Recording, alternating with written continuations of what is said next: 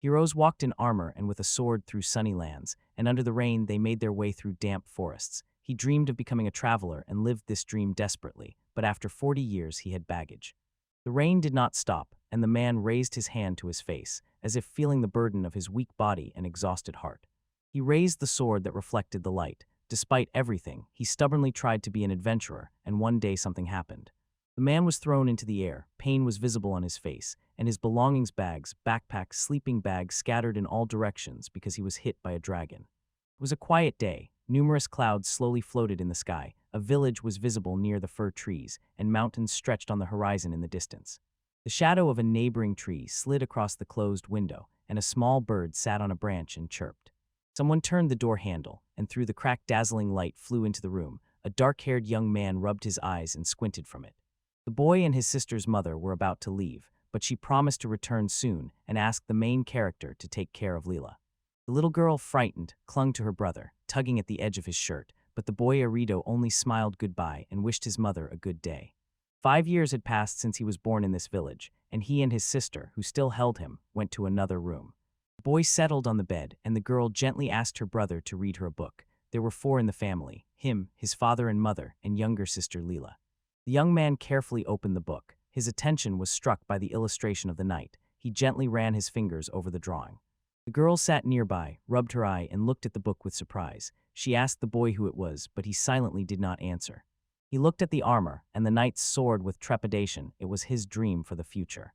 Arrito's eyes clouded. He nodded and thought he knew his dream, but suddenly something began to change.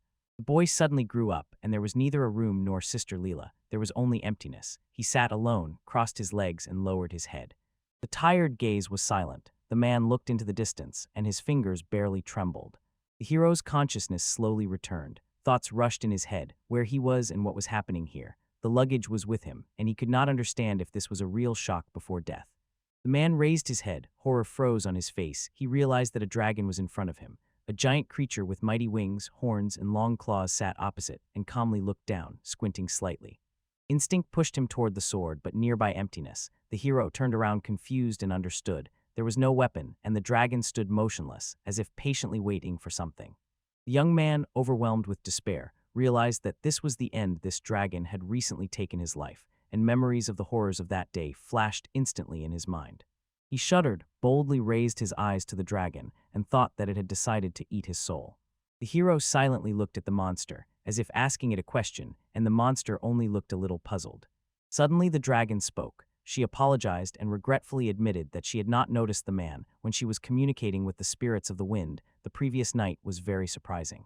The little dragon fell into despair and bitterly said that she did not regret those who challenged her, and that it all happened because of her recklessness. She wanted to share part of her power with him and asked him to start a new life. The magical creature caught his gaze, said that she was a sacred dragon, and his soul instantly filled with light. As if an invisible force suddenly threw the boy backward. He disappeared, and a lonely leaf hung against the backdrop of a gloomy sky. The boy's body rushed into the distance so swiftly that you wouldn't even notice. Only the grass quietly swayed in the wind. The fair-haired knight lay alone in the meadow, nearby a sword, shield, and bag. He laid his head on his hands and thought that 40 years had passed since then. After reincarnation, he was given the power of light. The fiery attribute did not disappear, and a new element appeared: wind. The young man thought having 3 traits is a true rarity. The more attributes he acquired, the more types of weapons and items suited him, and the easier it was for him to surpass his status. He raised the sword above his head to shade the sun. The shadow of the sword slid across his face. He looked at it sadly and suddenly jumped up. He looked at the valley and at the leaves swirling in the wind, and thought painfully that he still did not make it in time. The knight did not doubt for a moment. This time he would be able to make a name for himself as an adventurer. He dreamed of a great future, but achieved nothing and lived 40 years without a home, and when he thought about it, it was already too late. He stood up, resting his hand on his numb legs. The man gathered his things and moved forward, leaving only the mountains behind him. He thought the city was still far away, and he needed to find a place to spend the night, when suddenly a bird caught his attention. It flew very close by at incredible speed. A whole flock rushed after the bird, and the traveler was completely frightened. He could not understand what it was, so, looking around, he froze. At that moment, a huge dragon rushed down from the sky straight at him, cutting through the air. The man could not believe his eyes and stood frozen in place. Horror froze in his eyes, and the same dragon was reflected there. The knight opened one eye slightly, quietly trying to understand what was happening and where he had ended up. Emptiness reigned around again. He hung in the air, confused with crossed legs. There was no pain from the collision, but instead a familiar feeling surged. He had been here before, so he looked around and carefully searched for something that would catch his eye. Suddenly a dragon appeared right in front of him. Sprawled opposite, it seemed not to notice the man, looking somewhere aside. Suddenly the traveler realized, this is the very dragon that just knocked him off his feet. He stood confused, not knowing what to do, and stared intently at the dragon, waiting for an answer. The dragoness cried bitterly, wiped her tears with her claw, and confessed that she was very sorry because she could not even imagine that there could be a man in such a desert, and the knight stood with its head raised, stunned, observing this revelation. He was simply stunned. Such a huge dragon had a female voice, and she meanwhile replied that if he were her enemy, he should not expect forgiveness, but it was her fault because she got too carried away during the flight. She asked for forgiveness, and knowing that simple words would not be enough, gave him part of her strength. The traveler looked exhausted when he heard that he must be born again. The dark dragon poured darkness into his soul, and the man watched silently. The dragon flapped its wings and rose above the ground. The knight still lingered in the air. Have you ever wondered if a person was ever born with all 5 traits at the same time? After the transformation, as promised, he was given the power of darkness and the power of water also awakened. The young man retained 3 qualities from previous lives, and later they became 5. Around, people looked at the young man with admiration, delighted in his skills, and their expectations constantly grew. After all, it was the birth of a genius who could stand alongside the heroes of all times. The young man paid no attention to the girls. He devoted all his time to training. He looked at his sword and with a heavy heart thought that he could not be a hero, even though he had 5 attributes and tried so hard. The knight was confident this time everything would definitely succeed. But he again found himself alone with the dragon. Emotions overwhelmed him, and everything seemed too much. At first, the hero attributed it to chance. It could have happened twice accidentally, but waiting for something else was pointless. He found himself in such a situation again. The traveler's patience ran out. He had no decent words left, and he began to swear. The dragon stood silently and watched the main hero. The dragoness wiped her face with her paw and decided that being knocked down by a dragon was rare, but 3 times that could already be a curse. She sincerely apologized for being inattentive during the flight. The knight was consumed by the thought that he had finally found a dragon with a real voice. She, like the previous ones, promised to give him part of her power. This time they wished him only one thing: a happy life. The hero clenched his fists, and suddenly the dragon of chaos appeared before him. As one of the wings of the 3 divine dragons, she filled his soul with chaos. Saying the words, she slowly began to evaporate. The man watched this strangely. He too was becoming faceless, as if dissolving into space, but now he had all the signs. So Arrio had 4 main characteristics. From the first 2 dragons, he inherited the attribute of light, a rarity that occurs in only 1 out of 100,000 people, and the attribute of darkness, possessed by only a few half-humans. And the last dragon also gave him the attribute of chaos, a thing that occurs only in monsters and objects, and in humans or half-humans this attribute simply cannot manifest. These properties were like silk, and if he gathered them all, he would gain a power that could rival a god. Arrio, sitting on the bed, suddenly said that he actually did not think so, and Leela nearby, frightened by her brother's reaction, jumped up and looked at him with her mouth wide open. She silently waited for her brother to explain himself and just watched. The boy threw back his head and sighed. After 3 lives, he realized that he had very low basic abilities and limited growth potential. Such things are decided deep in the soul. While the young man was drowning in sorrow over past failures, his sister had already recovered from the unexpected scream and was slowly falling asleep. Arrio stared for a long time at the knight illustration in the book. Even if everything was predetermined, it did not mean that he was going to give up the dream of becoming an adventurer. He bared his teeth and furrowed his brows in anger, knowing that he would no longer allow this. The boy imagined himself in the line of all his past lives, and in each he wanted to be a traveler. Even if a curse hung over him and he was destined to die by a dragon, he still dreams of becoming an adventurer and succeeding. But the previous knight knew, reality is ruthless and he clearly lacked talent. The boy clenched his fists with all his might. Arrio suddenly jumped out of bed and loudly exclaimed that he would become a master of item enhancement, which scared his sister again. But her brother did not notice her at all. He was looking into the distance and felt weak himself. He said he would fill the void with items, and little Lily, understanding nothing, looked at her brother and rubbed her eyes with a confused expression. But if he relied only on powerful weapons, it could kill him like those 2, a fire sword that enhances strength and a water armor that regenerates itself. The boy was so absorbed in himself that he noticed nothing around flipping through some panel and suddenly remembered that there are wind, earth, light, and darkness. He had all the attributes, even the last one, a rare chaos attribute that opened completely new possibilities. Arrio sank into thoughts, and his sister was already almost asleep. The young man decided to hone his last ability. It was not only about becoming stronger, he wanted to create what only he could make, his own armor, weapons, and other things. Night hung over the broken sword, and this time he would use his strengths and become an adventurer, a serious face, and eyes burning with determination. Little Arrio stood in the middle of the room with a dreamy smile, looking into the distance and hoping that girls like adventurers. Leela did not hear him and was already asleep. Two dragons hovered above the clouds and froze in the air, looking straight at each other. One of them suddenly plunged down and let out a loud roar. Then he spread his wings. Large paws with long claws barely touched the ground. The dark dragon was preparing to land after flight. The other dragon stirred as soon as he appeared. Someone barely squinted and nodded, and the second light dragon silently watched the newcomer intently. The one who was late shyly apologized for not arriving on time and asked how long they had to wait. They assured that they had arrived here very recently, and the lightest dragoness placed her paw on her face and recalled it was about 6 months ago. The dragons spoke amicably and waited for the third. One was dozing all the time. The dark dragon rejoiced and said that the lightest dragon had lost weight, and the saint smiled at such a comment. The second dragoness got down to business and loudly said that she had gathered them to find out if any of them had ever had to kill a human and then resurrect them. Both dragons suddenly remembered that young man whom they had accidentally knocked down. The saint quietly said that, if her memory served her right, it happened about 80 years ago. Later, she bestowed that man with her attribute. Darkness plunged into memories and suddenly felt. 40 years had passed since she met the knight, and it was she who endowed him with her trait. The third dragoness whispered to the others that the same thing had recently happened to her, and she had endowed a human with the trait of chaos. All three sat facing each other in silence, pondering what they had heard. Sveta was not sure if it was the same person or just a coincidence. The chaos dragon nodded. The third dark dragon did not believe and thought it was a joke, and she only wondered why she was so unlucky. Kier admitted that at first she suspected, as if the young man was cursed, but most likely it was not so. Out of curiosity she looked into his soul, and it turned out that even before reincarnation, he already had problems. Darkness and Sint looked at the chaos dragon with trembling anxiety. They did not understand at all what problems she was talking about. The third dragoness lowered her head, her eyes filled with sadness and compassion, and she told him that on a spiritual level the man was given low characteristics and an extremely low potential for growth. So Chaos decided that all three of her lives were almost indistinguishable from each other, and her companions, stunned by what they heard, could not utter a word.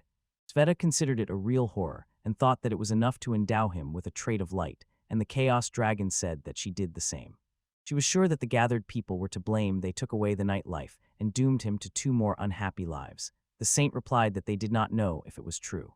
Chaos agreed, but at the same time realized, on the other hand, that boy had all 7 traits. If he became arrogant, the chance of an early death would increase. Sveta frowned and became determined. She said that, being connected with God, they could not leave such outrage unanswered. The dark dragoness said that it was all right, but did not understand what they should do in all their lives. They could give someone only one gift. She still thought that technically it was one life, but the boy was reborn and was considered the beginning of a new one. She did not know how she could now repay this man. In the end, she knew that Chaos had already passed her property to the youth. Sveta said that they could not give anything to the boy yet, and in general Chaos was a thing that people were better off not having. It had many advantages, and that seemed enough to her. Darkness fiercely wanted to know what to do now. The Dragoness of Light gently replied that she would think about it. The boy was just born, so she suggested waiting until he grows up. The Dark Dragoness stood worried. She needed to think whether their indicators were not too high. They would have to transform into a human, but if dragons did this, they would not be able to return their properties for some time. Darkness and the Saint discussed that after a long break they wanted to visit a human city, because it was fun, while the chaotic dragon silently observed their conversation from the side. Chaos was completely depressed. The dragons had forgotten about her, and a thought arose in her mind: could she break the rule just once? She herself was sinking deeper and deeper into her thoughts. Arrio sat in the garden with crossed arms. Next to him, his sister was watching a butterfly with fascination, and the boy thought that dragons had reincarnated him 3 times, and in the 4th life he had all 7 traits. Leela reached out her hand to catch the butterfly that was gently fluttering nearby, and Arrio smiled. Although he knew he had no talent, he decided to become a master of item enhancement. The young man glanced at the panel, where his characteristics were flashing, and realized that they needed to be hidden from everyone. He remembered the disappointments from his past life that could catch up with him in this life as well. If people around recognized him and started to consider him a genius, it would ruin all the boy's plans. He paid no attention to Leela, who was tirelessly trying to catch the butterfly, and thought that he was even glad. He looked somewhere into the distance. The brother and sister sat near a large sprawling tree, through the crown of which sun rays were breaking through, and Arrio admired the village ahead, the mountains and the boundless sky, marveling at the expanse.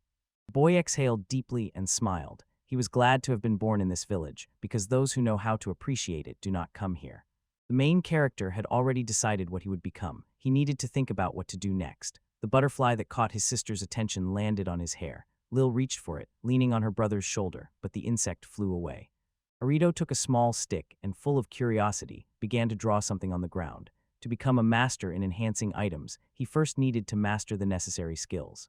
He drew a diagram in front of him. One of the blessings of the ancient gods was the skill system it allowed accumulating experience points and converting them into a skill, with the required number of points depending on the person.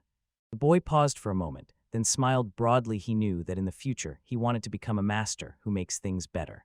The teacher introduced himself and told Arrio, to achieve the goal, 1,000 points are needed, for rank D 2,000 points, and for rank C 3,500, and Arrio looked at the master with wide-open eyes.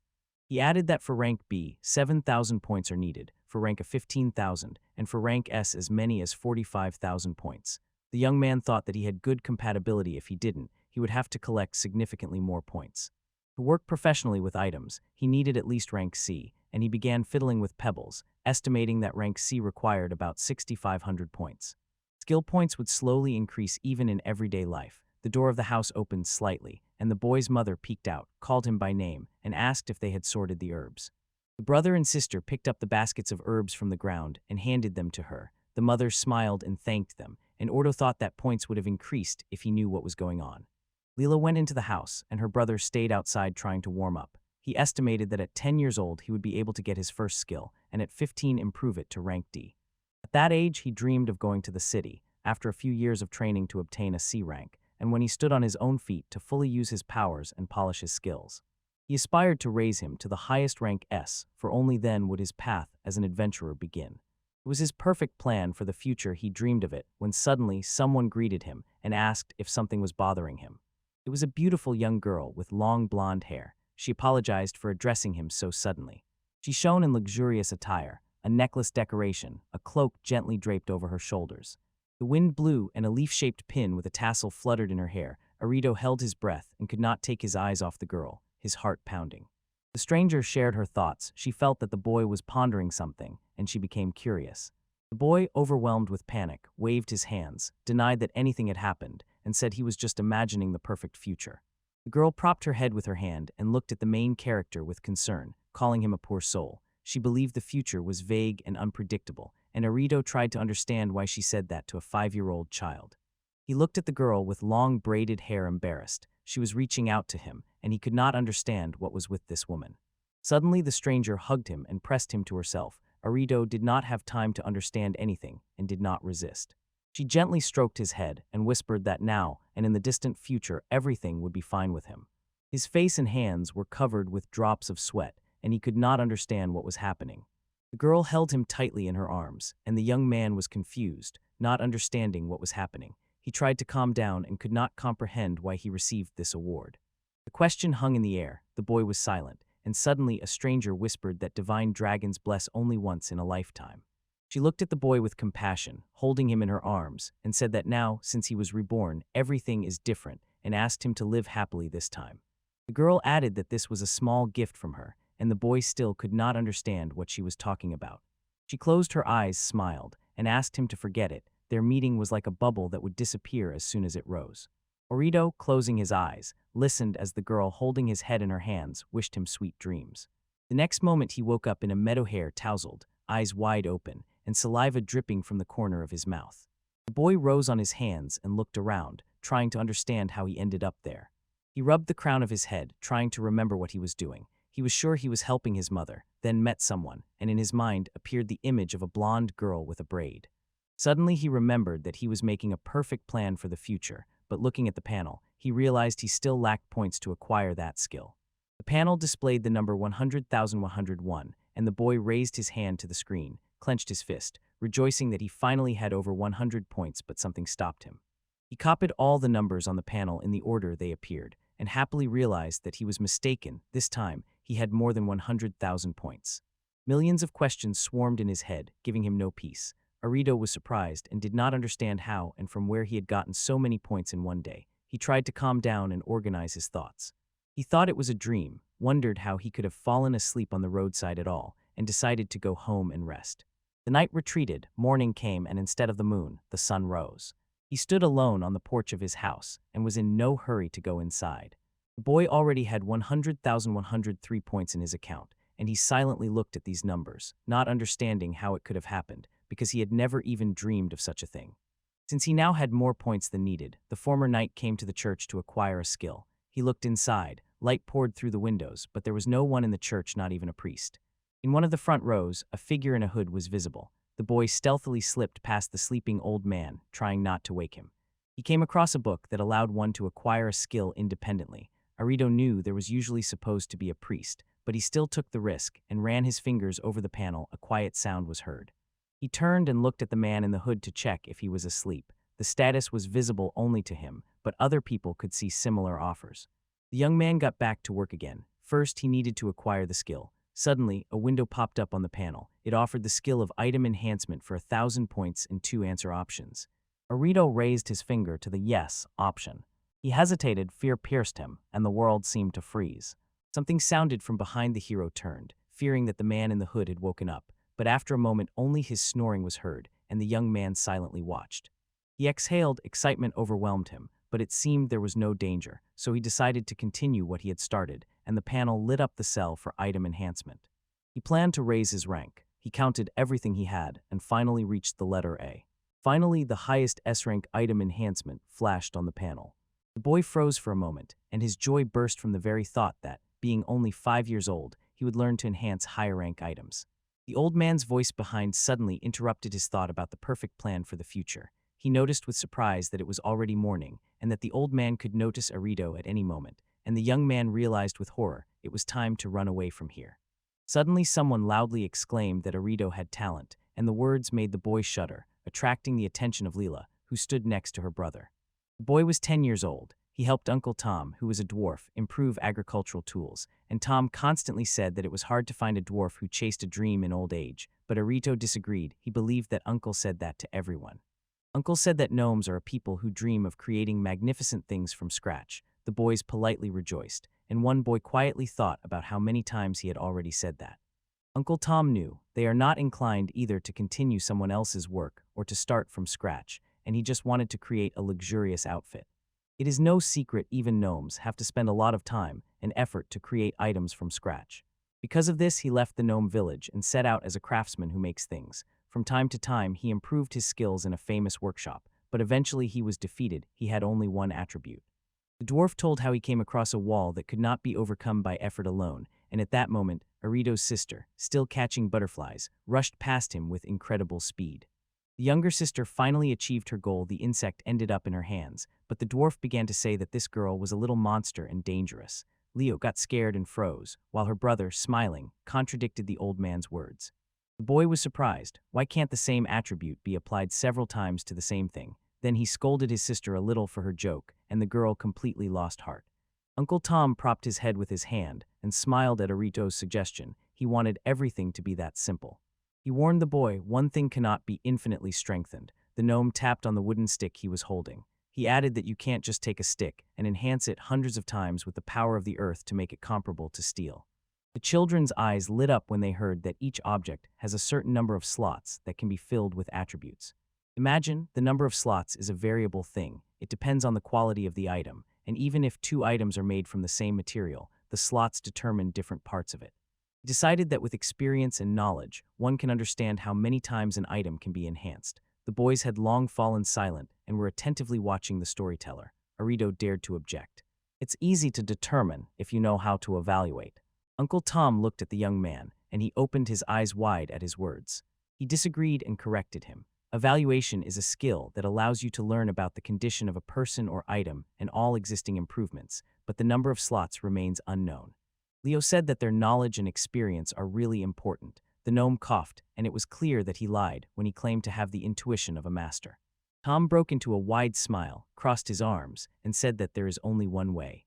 Arrio could not believe his ears. Joy blossomed on his face from what he heard, and his little sister silently waited for the continuation of the story. The old man raised his index finger and continued. Every master who improves items strives to master this skill. It is called analysis. A narrow river flows through the meadow and forms a small waterfall. The quiet babbling of water can be heard.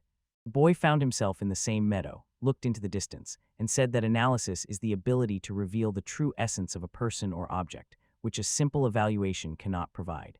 In the tall grass lay someone's slippers. The protagonist crouched, picked them up, and thought that someone had probably lost their footwear. He raised the slipper higher, opened the panel, and thought that he could take them home and try to reinforce them. But Arrio instantly rejected this idea. He did not know how many slots for enhancement there were. He watched the find for a while, then threw it away without regret and said he wished he knew this data.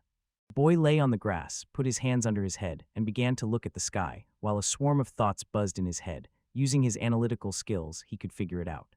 He closed his eyes and tried to tame the growing anger and frustration. He wanted so much to master this skill, but some obstacle stood in his way.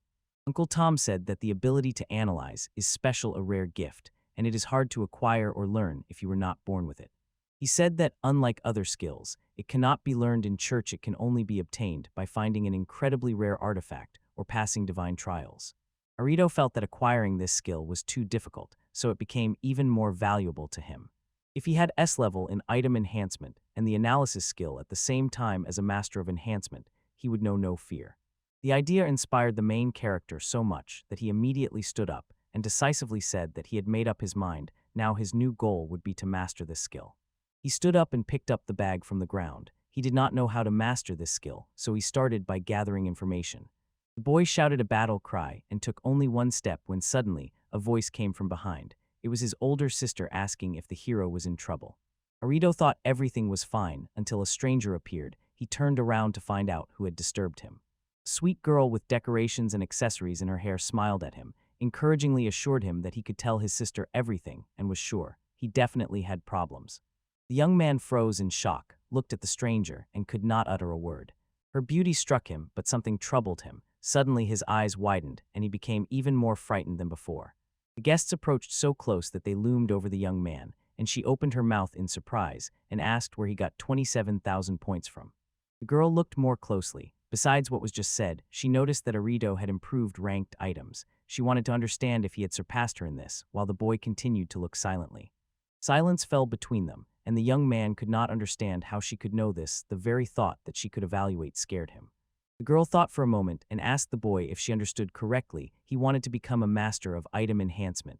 He confirmed, and she smiled and offered a solution. She reached out her hands to him and kissed him. Arrio froze in place and did not react at all. He froze in shock and did not understand at all what was happening. The girl smiled gently and sincerely thanked the boy. She looked intently at the main character, waiting for his reaction to what had happened. From the stress he experienced, he began to stutter, but still gathered himself and asked why this stranger, had acted that way. There was not a single thought in his head, and she laughed, replying that it was just a gift for him. The girl smiled broadly, waved her hand at him, and gently said that in a past life he had not succeeded, but she hoped that in this life he would live happily. Arrio became more and more confused. His mind was clouded, and he could not understand what she was talking about. Meanwhile, the guest did not stop and asked to forget about their meeting. She put a finger to her lips and suggested keeping it a secret. Arrio lowered his hands to the ground. His body was trembling. A white-winged butterfly gently landed on his hair. He woke up, frowned, and squinted his eyes. The boy began rubbing his eyes and tried to understand what kind of light it was. The butterfly flapped its wings and flew away.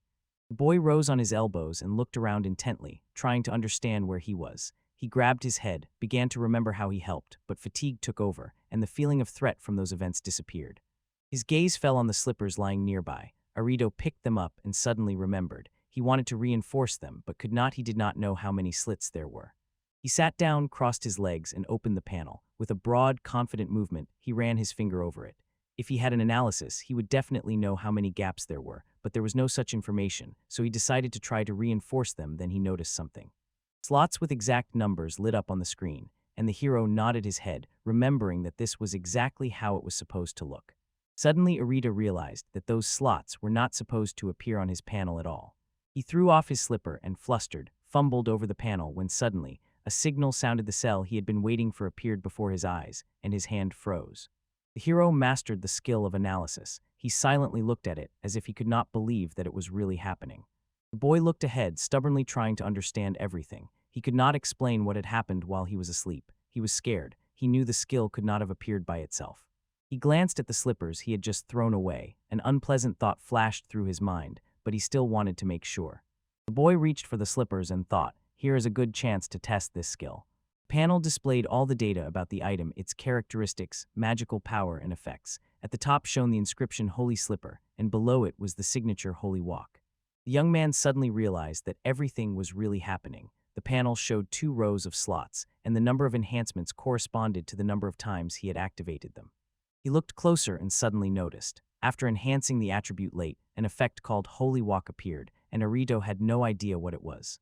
Lily appeared behind her brother, sat down, and asked him what he was doing. The boy was so deep in thought that he almost automatically told her he was learning to analyze, then stopped himself in time. He shuddered, closed the panel, and sharply turned around, asking his sister what she was doing there. She replied that he had disappeared somewhere, so she went to look for him. Arrio understood everything, apologized and thanked her, and Leo simply beamed and smiled sincerely. The boy decided to check the analysis later. The boys held hands and set off home. There, as the little girl said, stewed meat awaited them, and the brother and sister were very happy about it. Through the window, a piece of the crown of a neighboring tree peeked into the room, and the evening quietly crept in. Arrio sat on the edge of the bed, sighed deeply, and wiped his head with a towel. Finally, he was alone and could sort everything out. So with trepidation, he opened the tab that interested him the most, the holy shoes, the absence of part of the HP, and the effect of the holy walk. A system window popped up on the screen with a message. Wearing Holy Walk, the curse will be lifted, and strength will be restored during walking. The main character, stunned, repeated what he had just read. The boy looked at the slipper in his hands with excitement for him. This was amazing news because restoration could help in a difficult moment, and he thought that this could fill one more slot. Arrio began to browse the panel. It clearly stated that only one property could be in one row, so there was no other choice. The boy smiled, looked at the screen, and using the enhancement, performed the last action. A new emblem with the inscription, Foot Massage, instantly appeared on the panel. He thought that now, if worn, health would be restored, so it became much more practical. He also noticed that the effectiveness increased, and strength and magic did not change, and his younger sister was sleeping next to him. The boy laughed for him. This was a real find. He looked at the other slipper in front of him and remembered that effects changed depending on its property. He decided to check, grabbed the other slipper, and opened the panel with abilities and effects. A system window appeared explaining what the deadly walk was. As soon as a person puts on these slippers, they cannot be removed, and during walking, damage will be inflicted. The boy understood that this was the effect of a curse. Arrio looked at his item with quiet satisfaction, as if the danger did not scare him but enticed him, and he wondered what would happen if he wore both slippers. The young man decided that it was too dangerous. Without checking his own idea, he got out of bed, shoved a slipper into the drawer, and thought how glad he was to have analysis. He extinguished the candle on the table, covered himself with a blanket, and lying down, thought how lucky he was to have such a skill. Arrio lay on the bed next to his sister, and as sleep began to take him, fell asleep with the awareness that he still needed to gain knowledge and experience. 5 years ago, spring came in the meadow. The wind swayed the flowers and chased the leaves under the gloomy sky. He was already 15, and that very day he was going to leave the village. A smile played on his face as if he was not afraid at all. He was forced to leave the village, where he was born and raised. The main character opened the door. Light poured into the room through the crack. He was preparing to go to the city for training. He said goodbye to his parents right on the street. They said a few parting words. His mother asked him to take care of himself. His father asked him not to let them down, and the boy smiled at the family and promised to do everything possible. The height difference between the father, mother, student, and old man with a cane was striking. Uncle Tom called the boy and asked him to take something. He wanted to make a farewell gift and told her to use it wisely. In Arrio's hands was a small pouch in which something rattled, and he looked at it, only guessing what could be inside. The old man added, there wasn't much money there, but it would be enough to live about a week in the city. He, like the boy's parents, cared about him. The hero looked at the master with wide-open eyes and could not utter a word out of surprise. He sincerely thanked everyone and promised not just to succeed, he would return. Arrio raised his hand, waved goodbye to them, and smiling, set off on the road. With a fluttering heart, he took the first step towards adventures, leaving behind his parents, Uncle Tom, and the villagers, against the backdrop of a pine forest. If you count all 4 lives he had lived, it comes to 135 years, and for the first time, someone had been so kind to him. The hero clenched his fists, ready to do everything possible to fulfill his dream and justify the expectations of his loved ones. The young man walked through the forest gloomily, thinking that even if he decided to leave, he would still miss everyone, and with regret understood that sooner or later he would leave this village. Arrio could not help but smile, remembering Uncle Tom. He never thought that the dwarf would be at such a low level. He had almost no experience in item enhancement. Tom had only a few recipes for enhancement, all of them related to household appliances, and the only opponent of the young man turned out to be a raccoon. Finally, the man set off for the city. In his backpack were weapons, armor, and money, and the panel clearly showed that he had spent points on HP and MP. The hero closed the screen and went on. He was upset, and the only thing he regretted was that he could not say goodbye to his sister. Rows of cypress trees stretched on both sides, and a flock of birds flew over their tops. The boy froze in front of the small town, where cute wooden houses were crowded together. He wiped the sweat from his forehead with relief and took a deep breath. He made it here before sunset. Arrio weighed the bag in his hand. He did not want to spend the night in the field, but he also did not want to spend money. The hero looked around and saw a local man with a horse nearby, thought he could spend the night in the stable, and suddenly someone called the boy. He turned around to see who was calling him. A woman in heels was standing before him, and he silently, anxiously, waited to see what she wanted from him. A fair-haired girl in an elegant dress, with a hairpin, gently asked if something was troubling the young man. She repeated the question. Once more she wanted to find out if he had any fears. She smiled, crossed her arms over her chest, and looked at him, waiting for an answer. Arrio asked in fright if she was really talking to him, as the stranger's expression had just changed, and she looked closely at the man, as if she noticed something unexpected in him. The girl blushed with anger and said that they had already contacted him. She tried to understand how late she was. The young man grimaced and had no idea what it was about, and the woman's eyes clouded. She did not know what to do next. The boy felt a strong sympathy for the girl, but she seemed strange to him. The stranger whispered that she had only one thing left that she could give him. It was the only thing she could do for him, and no one else would do it. Arrio did not understand what it meant, but the girl was determined. She took the hero by the hand and told him to follow her because it could not be done here. The boy barely came to his senses and did not even manage to ask her to wait. She immediately pulled him along by force. Her behavior frightened him, and he persistently questioned where they were heading. Arrio was completely confused when the lady replied that they were going to the hotel because he himself had no intention of going there. The lady handed the seller his money and wished them a good rest in the best room. While the boy stood in horror, he didn't even notice when she took them. The door creaked, and in the middle of the room stood a double bed. The young man looked at the bag of money with tears in his eyes and thought he would be better off in the barn because there was only one bed in the room, and the girl seemed quite satisfied. The main character froze when the stranger suddenly appeared naked and told him to do the same. He did not understand why she did it. She was about to do what she had to. Arrio lay on the bed and, ashamed to look at the girl, covered his eyes with his hands. The woman said she had already brought him chaos and firmly grabbed his shoulder. Then she leaned over the boy. To break the rule, she just needed to touch. The girl whispered that she wanted to give him knowledge about this world, but only that which their predecessors had revealed. She assured him with a voice full of confidence. With all 7 attributes, he would be able to find all known improvements. She knew that the best night of his life would fade from memory like smoke, and most likely that would offend him. She had never done this before, so she asked him to be gentle with her. Sunlight poured through the windows without curtains. The main character was sleeping, but suddenly something woke him up and he sneezed. Arrio got up from the bed. He was pierced by icy cold, and he could not understand where his things had gone. He began to dress and was surprised to realize that he was in a hotel and in such a large room. Then he looked into his money pouch and saw that there was almost no money left. He raised his hand to his face and lamented that he had acted that way and spent the money he received from his relatives. Suddenly, he was overwhelmed by a strange, new feeling. While he was dozing, he was supposed to be given many more points than he received. He suspected that if the magical increase of points or skills repeated, he opened the panel and began to look for changes, but the scheme of his abilities had not changed. The boy noticed that the status had not changed, the indicators remained low, and the points had not increased. He did not lose hope and decided to check his skills. Maybe a new skill had appeared. In a moment, he froze with his mouth open and looked at the panel. Illustrations of improvements appeared on it. Now the boy could look into the recipes for item improvements at any time. On the screen, the hero found many recipes, a skill he had never heard of, and Arrio considered it suspicious.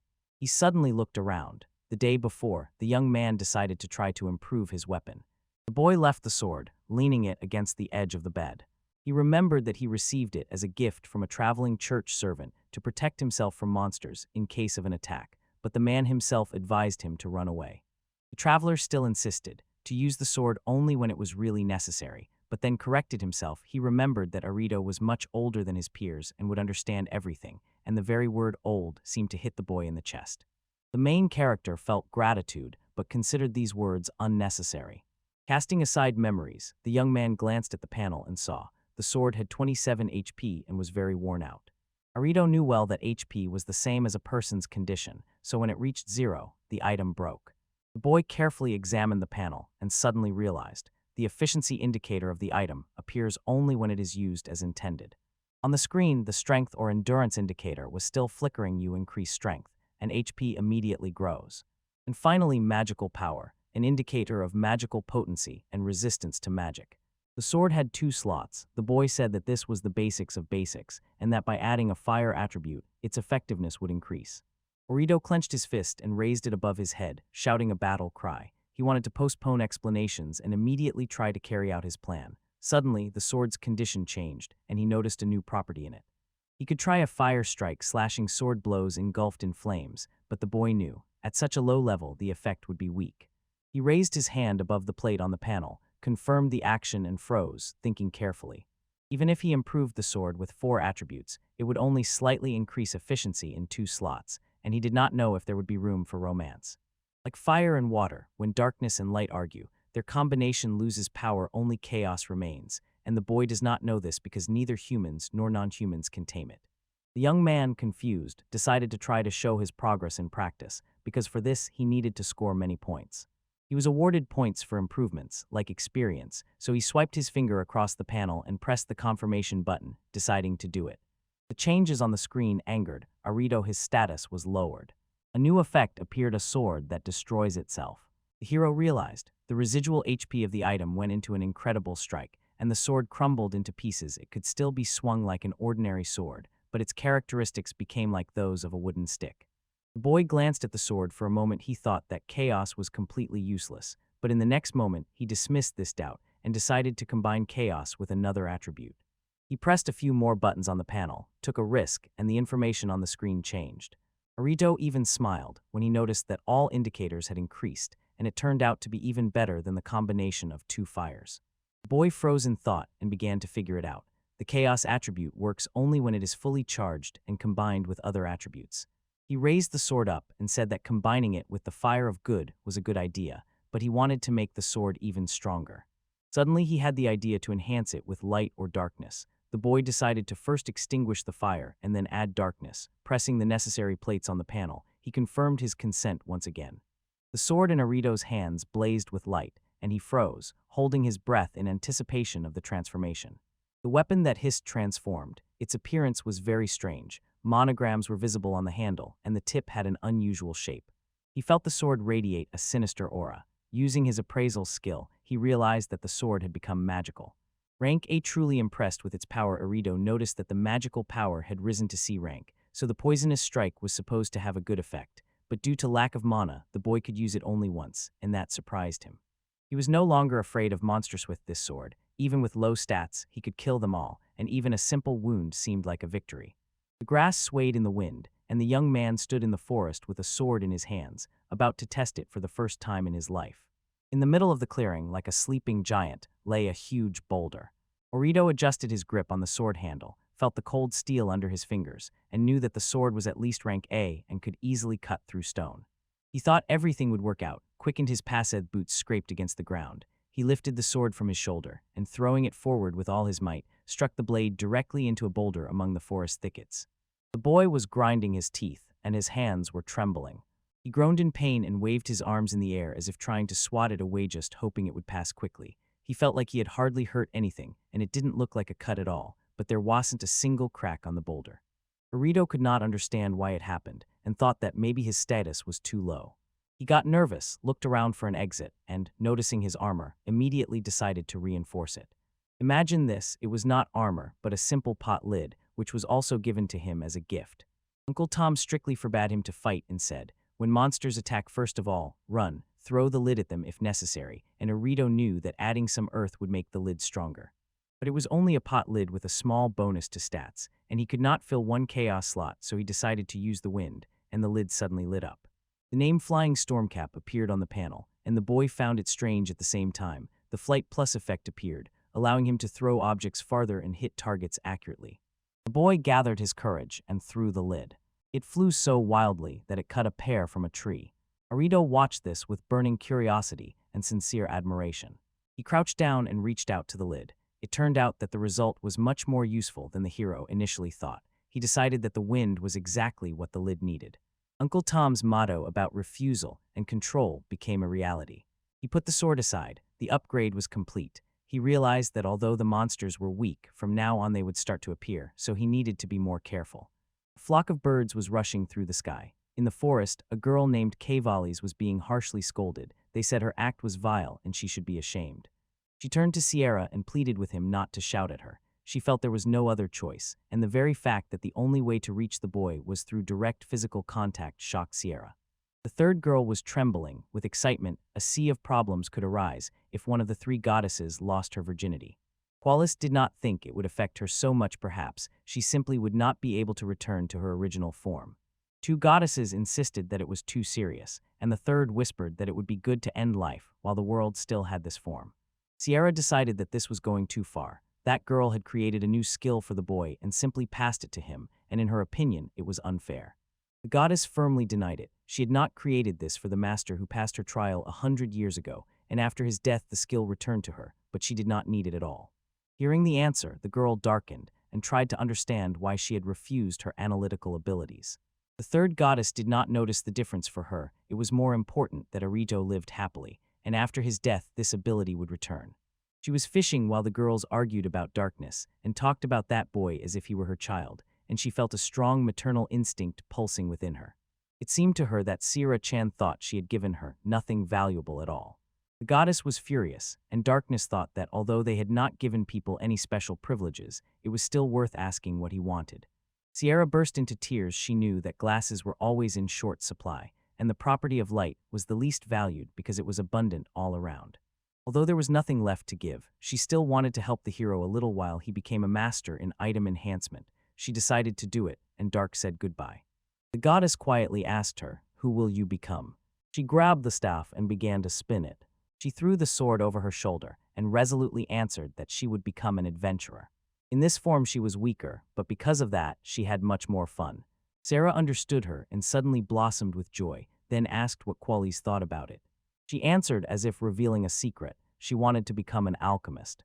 Goddess Sarah shone with joy upon hearing that the alchemist creates items and potions, and when the adventurer uses them, it is also related to item enhancement.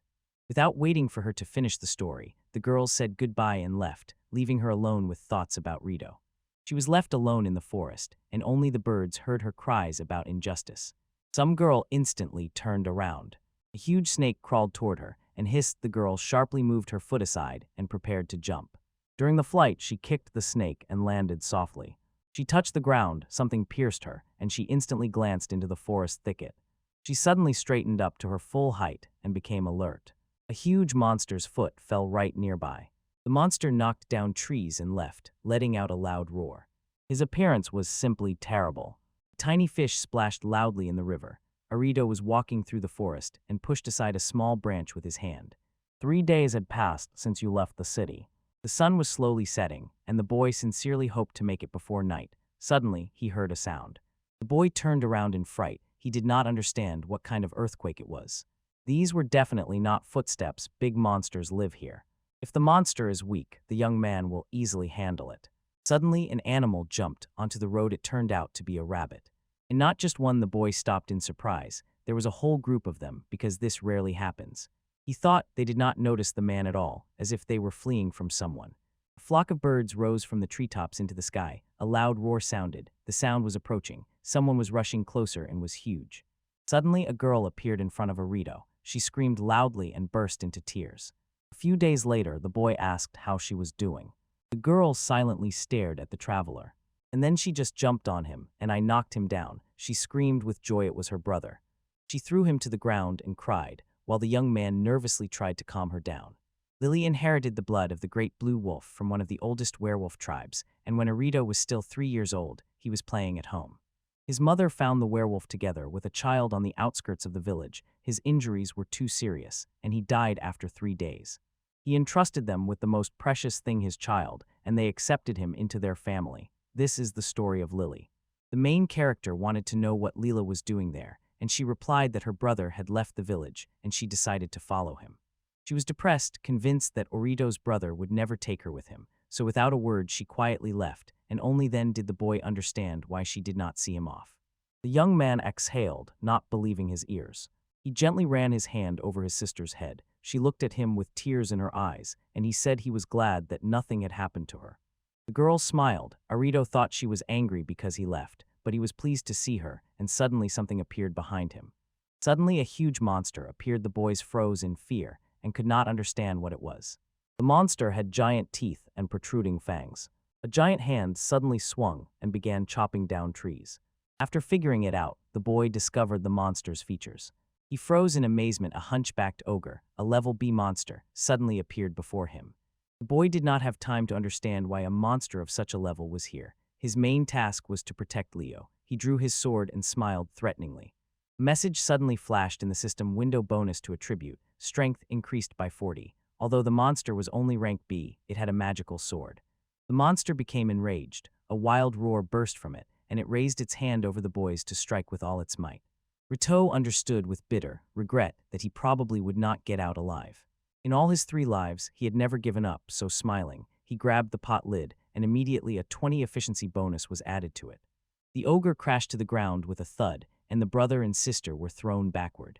The boy suddenly stopped and dug his feet into the ground. A message appeared: the shield can be used 5 more times. Arrio came up with another option, because even if they tried to run, the monster would catch them at such a distance. The monster opened its jaws and roared. The boy whispered to his sister to stay put, and she looked at him and asked, "What are you going to do?" Her brother rushed straight at the ogre, drew his sword, and wanted to destroy it. He used the petrification effect, and the monster froze. Arrio decided to use the self-destruction effect. He knew he had only one chance, and that he could do it. After the sword, he took the shield. Then he suddenly jumped up and struck each of them in turn. And finally, he activated self-destruction mode and raised his unique sword. He struck in a blinding flash burst outward. Leela looked away, unable to withstand such bright light, and then a powerful explosion thundered, visible from afar. The gods bestowed a few blessings upon this world, and one of them is the life points HP system. As long as your health points are not 0, you will feel pain or numbness, but you will not die. If they drop to 0, you will die. Even a normal fall can prove fatal. In their world, HP can belong to humans, demi-humans, monsters, demons, even armor and weapons. Meanwhile, plants, animals, stones, and other things do not respond to this system. It is the very life system of this world. Arrio fell to the ground and hit his back, exhaled, was covered in scratches, and knew it was very dangerous. Health remained 7 out of 150. Alarmed, Leela rushed to her brother. He squinted from the pain, but first of all asked if she was okay, and Leela replied that she was uninjured. The boy desperately wanted to know how much damage he had dealt to the ogre. The monster let out a quiet roar. Its health was at 0, and there was a huge hole in its stomach. The main character noticed. The monster no longer had any life left. The monster looked at him with empty eyes without any sparkle, but the boy himself had used up all his mana. He sent his sister to finish off the ogre, and Leela instantly rushed to carry out the order. The girl fired her signature kick and landed. Then she sharply turned around and used freeze. Younger sister Arrio dealt a decisive blow to the monster's jaw, and the boy, watching the fight in the light, sincerely rejoiced at her success. The ogre fell unconscious with a loud crash even before the girl managed to land. Leela descended to the ground and took a fighting stance, and the brother, thanks to his skill in reality, saw all her features. The girl ran up to him, and they gave each other a high five because they were wildly happy that they succeeded. Suddenly, the boys noticed a bright glow near the ogre. Some kind of glowing layer hovered in the air. The young man realized that this item was given to them for victory over the monster, told Lily to take it. She immediately agreed, rushed to it, and in a moment the glow was in her hands. Suddenly, a bottle of ogre water appeared in her hands, and Arito noticed that it had the attribute of darkness and the effect of stomach curse. The girl, suspecting nothing, offered her brother to try it, and this greatly embarrassed him. He immediately explained to her, "This is the liquid that collects in the ogre's hump. If you drink it, your stomach will hurt and a curse will befall you," and Leo instantly lost the desire to try it. The boys sat at the edge of the forest. The girl used the weak healing skill to ease her brother's back pain. He was sure that his sister had not told Mom and Dad that she was leaving, but she surprised him. She did the opposite. The parents supported her and said they were very glad to hear it because they knew well how much she missed her brother's departure. Mom and Dad agreed, and Arito, realizing he could do nothing, suggested to his sister to go further with him. She gladly agreed. They walked, holding hands, through the forest and thickets, and the girl sang joyful songs. Finally, she was with her brother. The goddess hid behind one of the trees and watched the boys. She was convinced he would definitely achieve what he wanted. The goddess was already about to help him even before she gave him the skill. But the young man turned out to be stronger than she expected, and when she noticed that he had a girlfriend, everything was fine. She felt sorry she could not quietly follow him, because Sierra would scold her for that. But she intended to kill only those monsters that stood in her way. She did not consider this a sign of prejudice at all. Tonight the sunset faded, and the moon and stars shone in the sky. Arito and Leela reached the city and did not encounter a single monster anywhere. The boy felt very happy, and his sister was hungry. Opening the door of some establishment, her brother said that they had really traveled for a long time and that it would not hurt to eat something. The tavern buzzed with people. Some were just drinking, others were ordering food. The waitress was bringing dishes to the tables, and another worker stood behind the bar. A woman with a short haircut greeted them, not recognizing the boys, decided they were not from here, and asked what they wanted to order. The boy put a few coins on the table and asked them to bring something for both of them and also milk and water. He twisted another coin in his hands and suggested talking later because he really wanted to listen to stories, and the waitress smiled, noticing the young man's cleverness. They agreed. The woman promised to tell him everything he wanted and meanwhile would bring them food. She warned that their establishment was a bit noisy. In the distance sat a group of people, tipsy, rude and loud, but Arito was not afraid. With that amount of alcohol, they would soon just fall asleep and quiet down. The old man at the neighboring table laughed and decided not to bother them. This group was in a good mood. Maybe they had earned a lot of money. The old man sighed and said that they were adventurers from Zexheim, who recently sold restoration potions at too high prices, and the boy could not help but ask if demons had attacked them or if it was the plague. The truth was that the mayor's daughter had fallen under a strange spell. 3 days ago, the mayor sent a messenger to Zechesheim to find a way to cure her, but he still had not returned, and her health was rapidly deteriorating. The boy thought that riding there, settling the matter, and returning would take him 2 days. Suddenly his thoughts were interrupted by a waitress who brought the order and apologized for the long wait. The young man was ready to eat everything that was on the table. Nearby, the old man was already getting ready to leave. Arito knew that the dishes would be more expensive and feared he would not have enough money. The waitress, apologizing for the noise in the establishment, asked what he wanted to find out. She sat in the old man's place at the neighboring table and quietly hoped that the conversation would not be about noisy drunks. The main character said that he was heading to Zechesheim, the place where he wanted to become a master of item enhancement. The woman replied with a smile. This city was for adventurers. Here was a sea of forges and shops with weapons, armor, and all sorts of other things, and she had also heard about workshops where items were enhanced. He thanked her and asked if there were any rumors in the city, and the woman paused for a moment and recalled that supposedly a new dungeon, or something similar, had recently opened. Arito even jumped up with joy. The waitress explained that it was in the mountains not far from the city, where the brave ventured and did not return, and the Seekers Guild was just recruiting a team. She did not even know what the dungeon was like because of the mayor's daughter's curse. They had no time for that, and her story was interrupted by noisy guests. The drink was finished, and they loudly demanded more. The woman began to get up from the table, and the boy, thanking her for the conversation, handed her coins. The lady considered it unimportant. It was really important to him. The girl did not calm down with shouting, so he agreed to help the waitress to thank her for treating them. They thanked the company for waiting, served drinks, everyone rejoiced, clinked glasses, and continued the meeting in the same mood. After the first sip, the men immediately felt this alcohol was much better than the previous one. The traveler advised them not to rush and assured that now they would definitely be silent. Lily was surprised and asked why he was so sure about that. The men began to feel drowsy, and the boy, rejoicing, said that he had already told his sister about it. He said that the company would get drunk and fall asleep, and so it happened. The young man thought that the fire had enhanced the taste and strength of the drink, but in the morning they would face a fierce hangover, as if punishment for the noise. The young man smiled and said that it might have been a wasted use of points, but now they could eat calmly. When all the dishes were eaten, the boys sincerely thanked the staff. The door opened, they were wished a good journey. The food was delicious, but now they needed to take a bath, yet Arrio had one more task.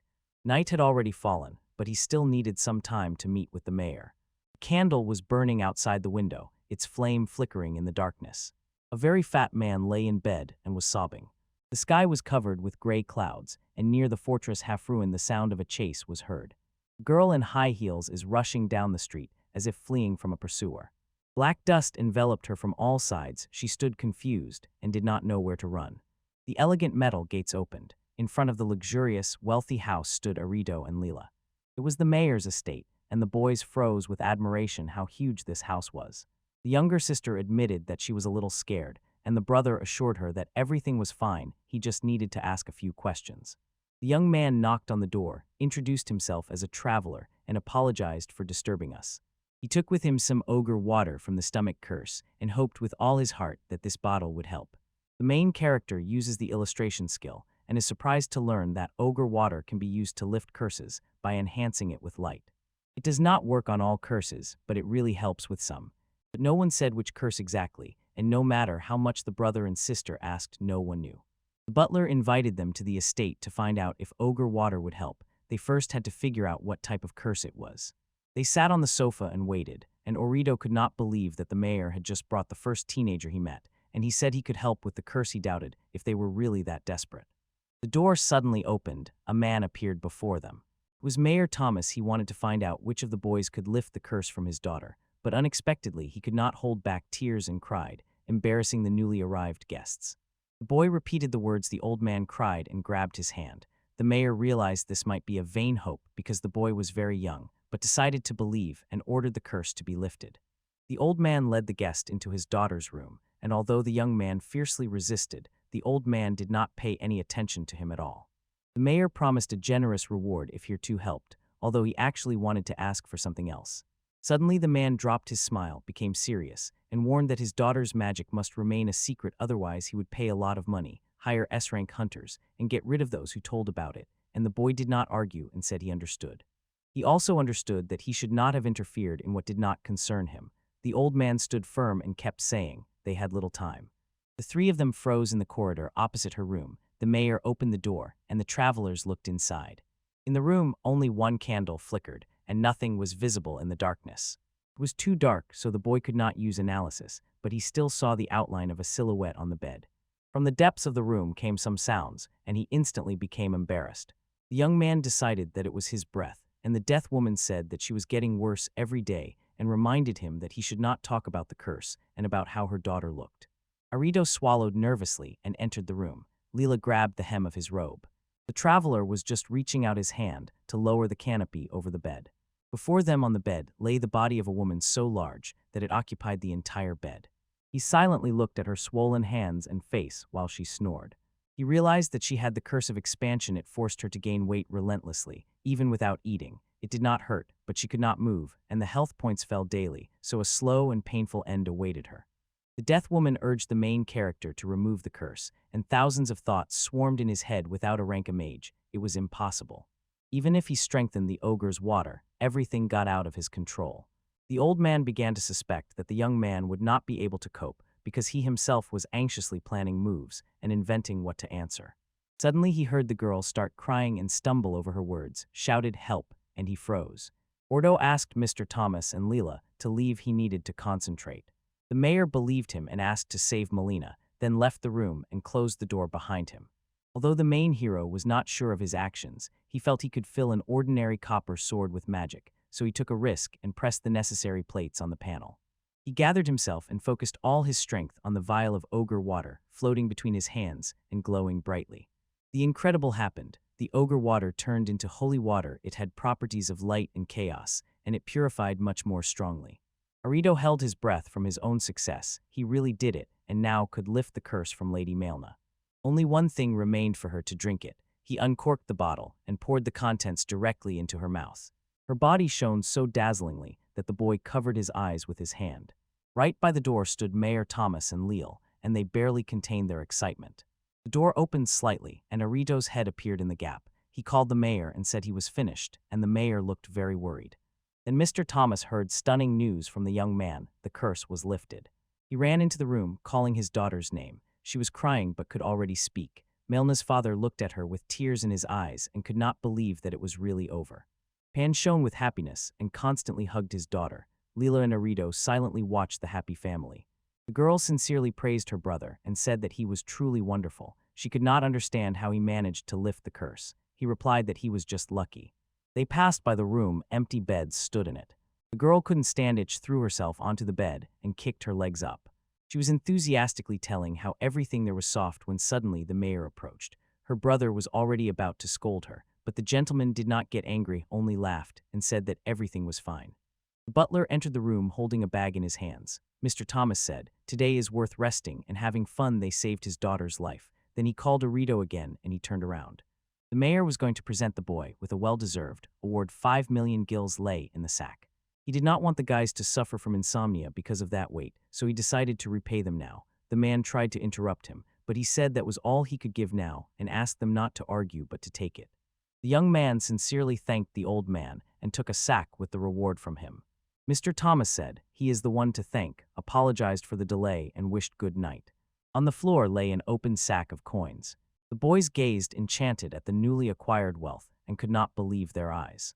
Arito sternly warned his sister that before spending money, they needed to carefully consider how they would live in Zetch's house. Lil thoughtfully bit her lip, wondering if he would update the things. The brother replied that yes, but first he planned to get a job to gain experience.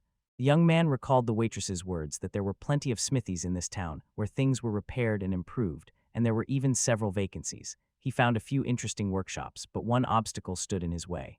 If someone saw his status, where the appraisal skill and other abilities were visible, he would definitely face big trouble, so he wanted to somehow hide it. The girl became worried whether her brother was all right and not tired, so she suggested he take a bath. Arito agreed, sadly said that a lot had happened today and she needed to learn to wash herself independently, was upset, so the brother made concessions. Next to the bath on a small bench stood a barrel. He gently soaped the girl's hair near her ears. When they went to Zechheim, he suggested to his sister to start attending the local school that trained adventurers and asked if she was interested. The girl pondered, and the young man explained that she differed from him in that she had good physical stats and with proper training could become an S-rank adventurer, the kind many people dream of. He told her that she could go to the school, but did not have to force herself to be an adventurer. Education was not only about that, and Lil did not understand what that meant. The brother replied, they were taught not only to become adventurers, they were also taught that one must know when going out into the world. He, from his own experience, said that there was nothing wrong with her choosing her own path. The girl argued a little. In the bath, soap bubbles gently float. She invented something. Then she stood up and, with a spark in her eyes, said that Leela would become an adventurer. Rita said that the girl would wash herself. Water quietly flowed out through the drain. A flock of birds flew across the sky, and the sun's rays pierced the coniferous forest. The boy said goodbye to Mr. Thomas and sincerely thanked him for everything. Although they felt sorry that he hadn't had breakfast, the mayor assured them that everything was fine and he was looking forward to the next meeting with them. The children cheerfully waved to the master and the lackey, who stood by the gate and watched them leave. Leela asked how far is the nearest city from here. The journey lasted 2 days. The boys were given talismans for protection against monsters, and the main character considered this very generous. The talismans scared away monsters of owner level and below, but had no effect on monsters of danger level A and above. Ordo said that the talisman had 2 weak stats and was useless, so he wanted to give it to his sister, but then thought, if he enhanced the talisman with a darkness attribute, it would become a talisman that hides stats. He thought this would be too unnatural. White squares would look too strange and, on the contrary, would only attract even more attention. Only one attribute remained that he could rely on, so he filled one slot with chaos. Leo looked at her brother with interest, who was trying to understand that darkness and chaos should enhance the talisman. Suddenly, the concealment effect turned into camouflage, and now he could change his status whenever he wanted. He changed the status so that there would be no noise during the evaluation.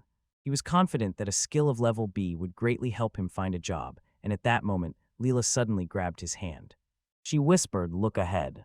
Before them stretched a view of the mountains, and something in the distance suddenly caught their attention. Zechheim is a city of adventurers, and their road led there. At the western gates of Zechheim stood a goddess with a scepter, in thin sandals.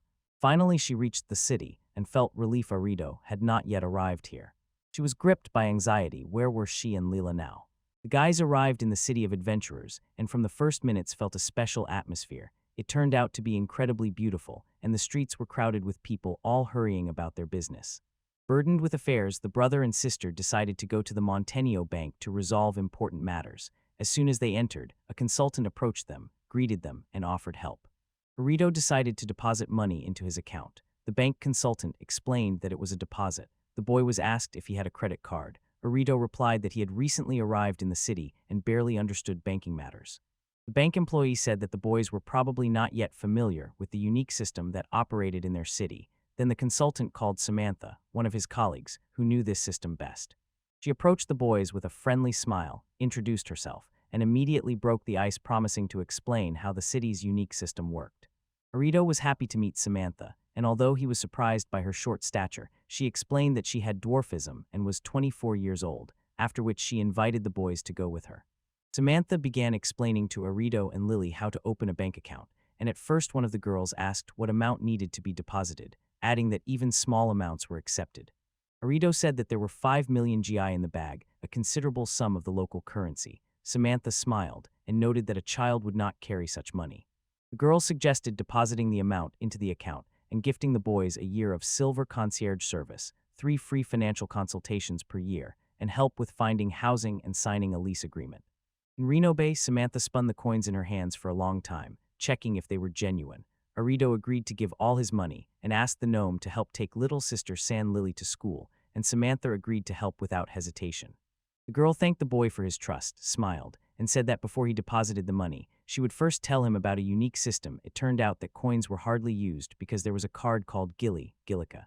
Money is credited to the card with identity verification. Only you have access to it. If you allow, your relatives can use it or get additional cards for a joint account. Samantha read the card and asked him to touch it with his fingers. Registration was complete. The money was already processed and credited to the card. The boy asked Samantha if it was possible to upgrade the Gillica. She said that all slots were locked, and when closing the account the cart must be returned in the same condition, but the girl still inquired if anyone had upgraded the Gillica. Arrio found no valuable improvements. The map seems to lighten under the breath of the wind and grow heavier from the weight of the earth. It tracks health through water, and its light constantly changes color. Maybe, look at the illustrations. Samantha promised to find housing for her brother and sister. Tomorrow morning they will go to look at options. The meeting is scheduled for 9:00 a.m.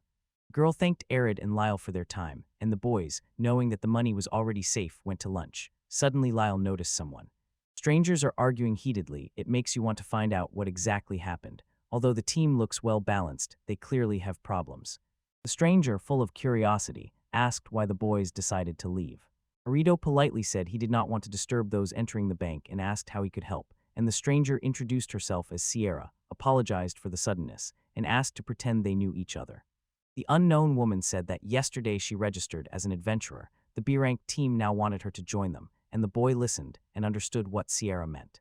Arrio doubted her experience. The B-rank team could have found someone more experienced, and her skills were average healing, paralysis protection, poison removal, holy arrow, and cleansing.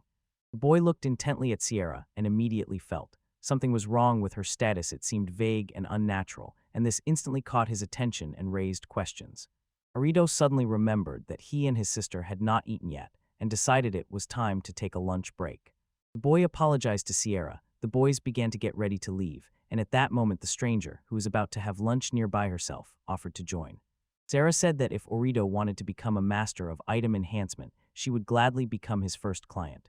Arrio sincerely thanked her for the trust. The boy decided not to relax even though Sierra was beautiful. She did not look like a bad person, but he still had to be careful. Arrio froze in amazement when he noticed the sacred dragon staff that heals, gives blessings, protects from curses, and has a powerful breath, and impressed by its uniqueness, he pondered the mysterious Sierra. Ordo said with admiration that the staff was incredible and showed interest, and Sierra explained that it was a family relic, but she did not know the details of its history.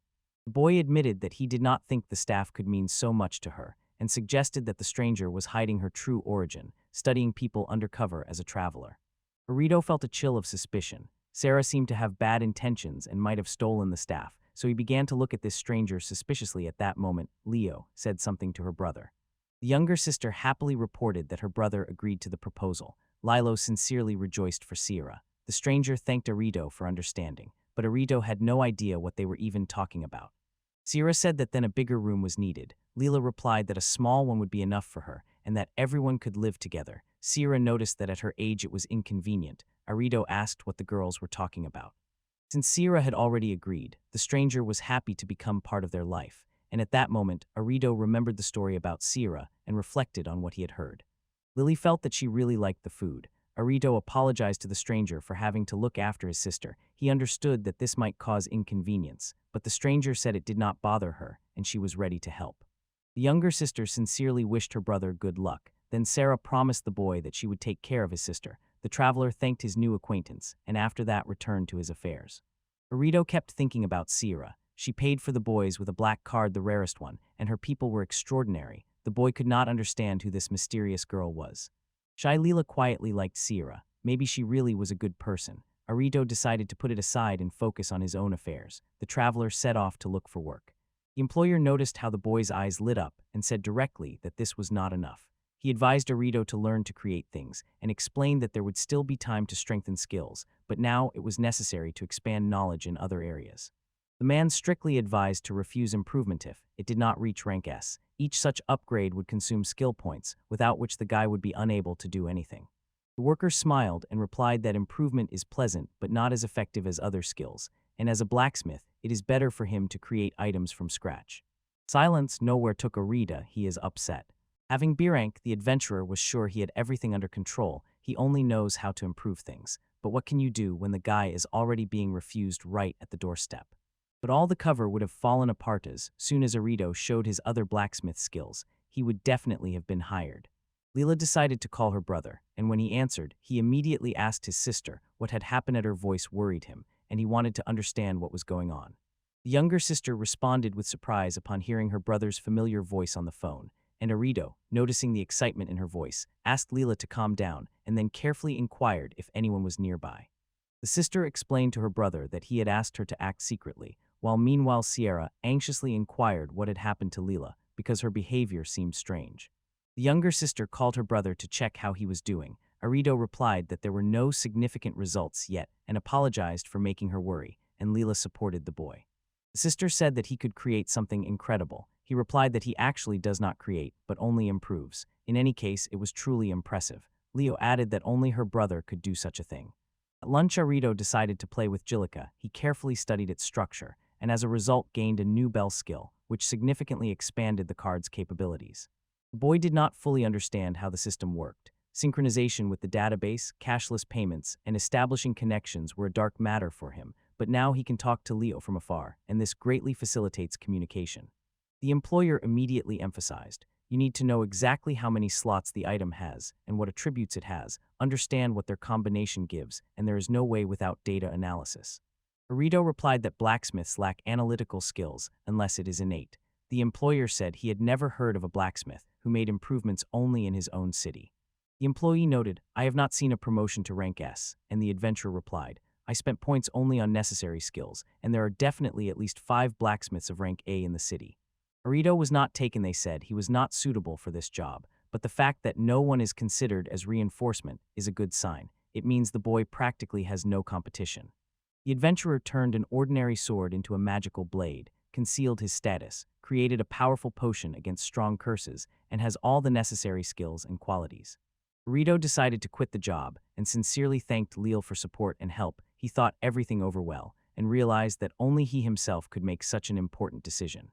The boy decided that he would no longer be a hired worker. He would start his own business. Then the boys invited Sierra to go with them to the dungeon. They wanted her nearby, but the girl tried to refuse. At Montenabank, Samantha gladly and kindly greeted clients. Leela, Arrio, and Sierra warmly and respectfully greeted Samantha, and the boy said to her with admiration that he really wants to start his own business as soon as possible. The bank strives to fully satisfy the needs of clients by providing them with quality service and support, so the employee agreed to help the boys. Arrio showed 3 options: an expensive property in the north near the gates next to shops for adventurers, a cheaper one in the south where newcomers settle, and another in the center with easy access, though less popular. Sierra was ready to pay rent. Arito really wanted the rent to be as low as possible when split among three. Samantha explained that the eastern part of the city was cheaper, but there were fewer travelers there. Samantha whispered to Arito, asking if he knew who Cairo was and where she was from, because he and his sister were supposed to live with her, and the boy replied that he didn't know, but he had seen her black card and thought she was a very important person. Samantha seriously warned Arito, living with a stranger is naive. The boy asked to tell about Sarah, but Samantha knew almost nothing about her. Although some things were strange, there were no problems with the card's registration and issuance. A few days ago, Sarah deposited a large sum in the bank. The bank rushed to find a nobleman based on her description, but in vain, and still no one knows from which kingdom this mysterious lady is. Recently she registered as an adventurer, and although still a newcomer, she was already seen in the company of an experienced and respected adventurer known by the nickname Lone Wolf. Arito said that when they first met, Sarah was being insulted. Samantha noticed that the girl was afraid in a strange city, but even Lily was kind to her, so everything was fine, and Lily and Sarah found a good place. The first floor is divided in half. One part is the owner's shop, the other is an empty room. On the second floor, a living room and dining room. On the third, 3 empty rooms for living. Arito liked the price and location. Someone noticed there are strange requirements in this sphere that raise questions, but she avoided explanations and left the details unspoken. They say the owner must be in the shop. Arito apologized for the disturbance and asked the girl in the establishment if she was the owner. The owner noted that she had an unusual guest. The boy came much earlier than the shop owner expected. Arito said he wanted to rent the shop and live with the girls in the 3 rooms above it. The owner agreed and asked that they be good neighbors. The traveler sincerely thanked the girl in the shop. The owner asked with interest if Arito was going to check something, because in his eyes it was clear that he deserved her trust. The boy did not understand the girl. The shop owner noticed that Sarah was close to Arito, so Arito truly deserved her trust. The traveler asked Sarah if she and the shop owner were friends, and the girl replied that they were just acquaintances. The owner offered to buy the boys everything they needed for life. Sarah wanted to talk to Arito alone and asked the owner not to do anything strange. She said she was too worried. The girl in the shop introduced herself as Quali's, an alchemist and owner of the elixir shop, and this instantly caught Arito's attention. He wondered if she really opened this shop herself. Quali's is a beginner who only knows how to make cheap potions, so it is hard for her to earn money, and Arito noticed that her skills alchemy, fire magic, synthesis, wind magic, and appraisal were very low. The boy noticed a strange balance of traits in Quala and immediately assumed that it was due to her magical specialization. Her status was undefined. At the same moment, Quala noticed his gaze and asked what the adventurer was looking at. Arito apologized for his distraction and instantly realized that Quali's needed a nearby item enhancement shop because it would allow her to improve the quality and effectiveness of her elixirs and sell them for more. Quali's asked Arito to show how to turn an ordinary potion into an expensive and valuable one. Arito agreed to take on 1 bottle, but Quali's unexpectedly placed a whole batch of potions before him. The girl had a large bag with many compartments from which she took out potions. Arito could not hide his surprise. It held 10 times more than it seemed. Quali's doubted whether Arito could really improve the potions, but he assured her that he could. He started with a restorative potion that restored 50 HP and cost about 2,000 gilli. They added fire to enhance the effect, but restorative items are water-based, and fire and water do not get along, so it is best to add more water. The owner liked the improved restorative potion so much that he raised its price 5-fold. Qual appreciated Arito's high skill level, so now the boy has to show his level to the customers. The next improvement is a potion that is in high demand among adventurers. Its powerful poison makes the potion extremely effective against many monsters. In adventures, magical power rages. Arito noticed that these potions would be sold even more expensively, quality work in the style of Quali's. However, the owner of the bag was left with an important mystery. She thought that to improve things, one usually has to strain and frown, and also wait longer. The boy said to keep it a secret, asked to take the rest of the potions with him and finish them at home, where he could concentrate better, and Quali's allowed and asked to turn the rest into antidotes. The owner promised the adventurer 80 of all proceeds from the sale of potions, and also allowed him to choose one of her capacious bags. Arito could not believe he would get so many things. Qualis decided that this was not enough and asked the boy to make her bag more capacious and give her the same one, and Arito gratefully thanked Qualis. The traveler rushed home with memories of his first unforgettable job and decided to finish what he started faster, but suddenly strange sounds began to ring around, instantly attracting his attention.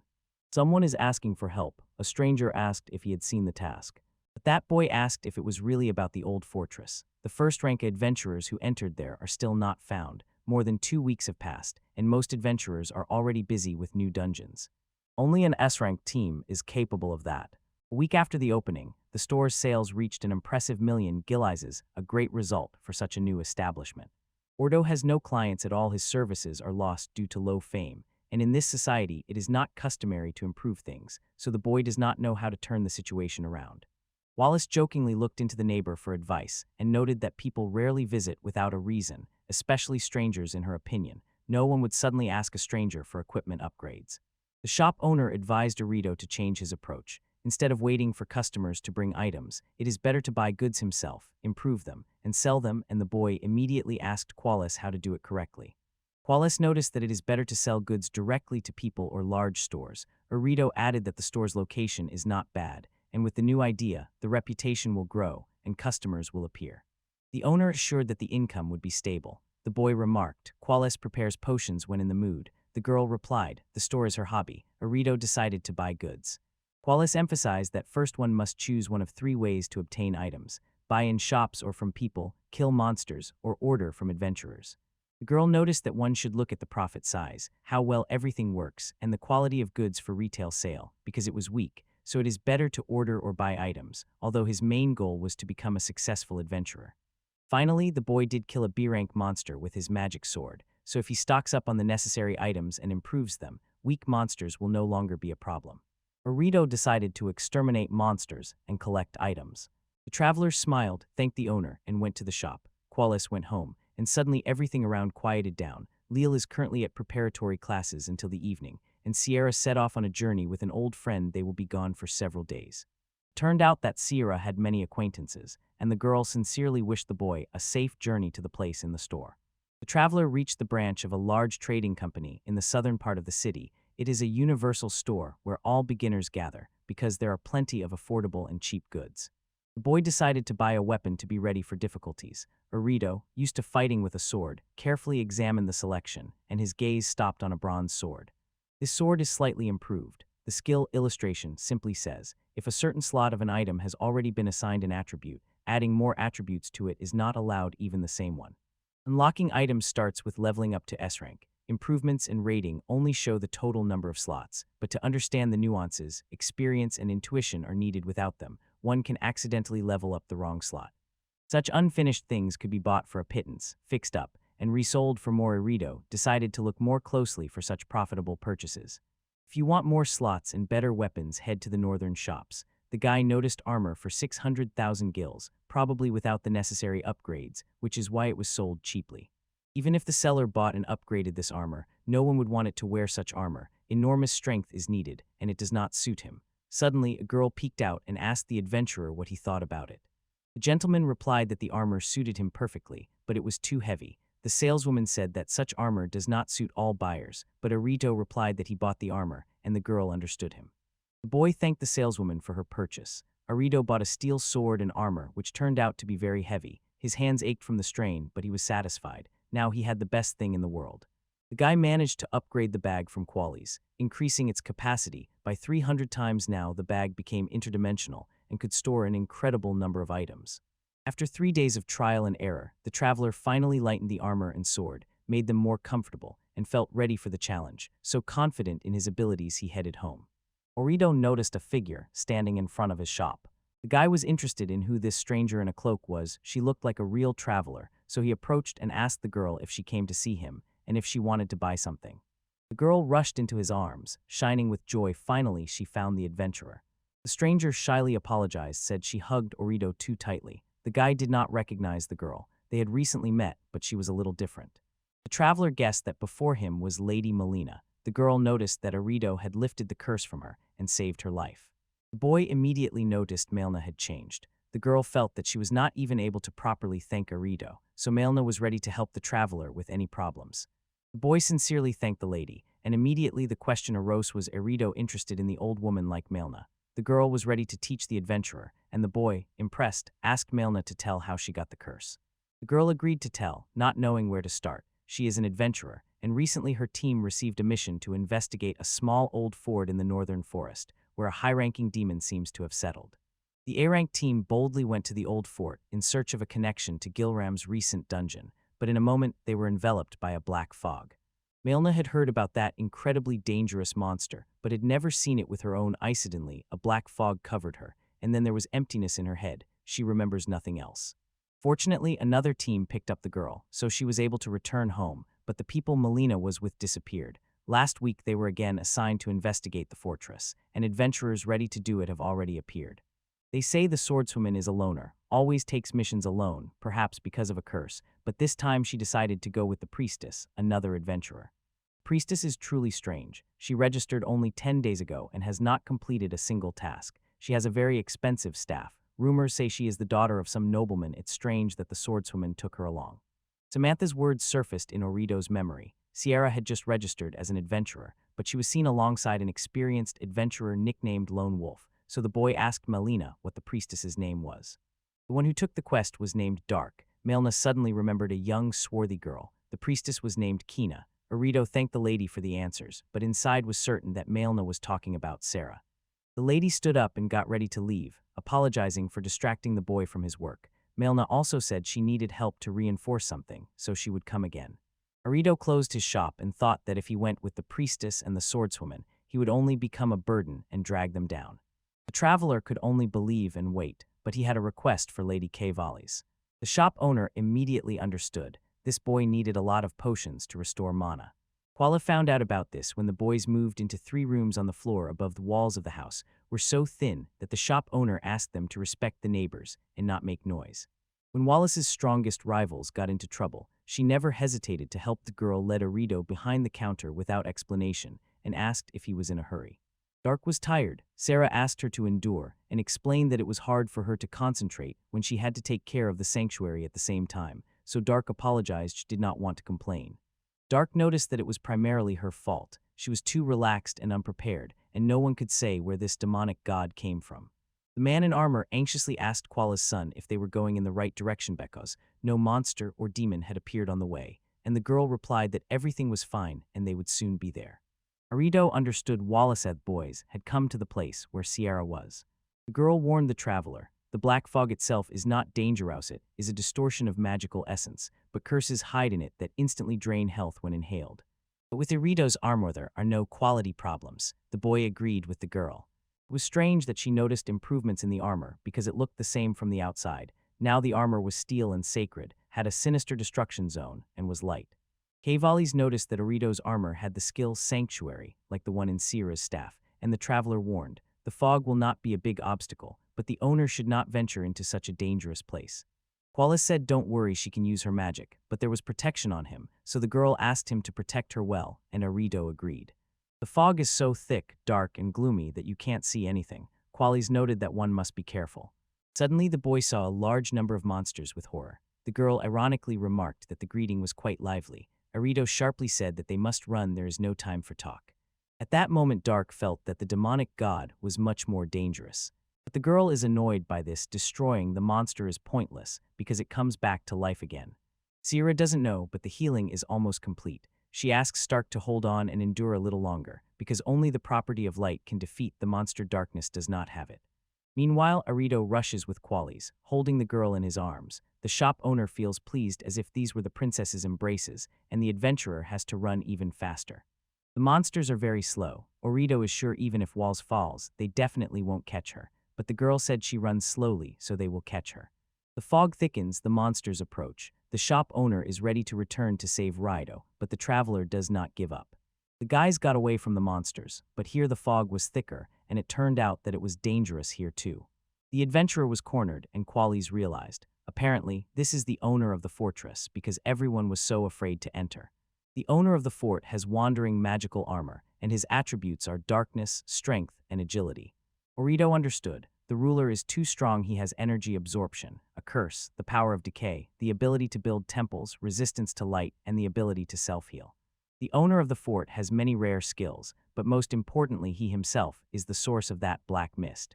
Sarah saw Arito, her eyes widened with surprise. She asked how he got there. The traveler smiled with relief. He was glad he arrived on time. He noticed exhausted people.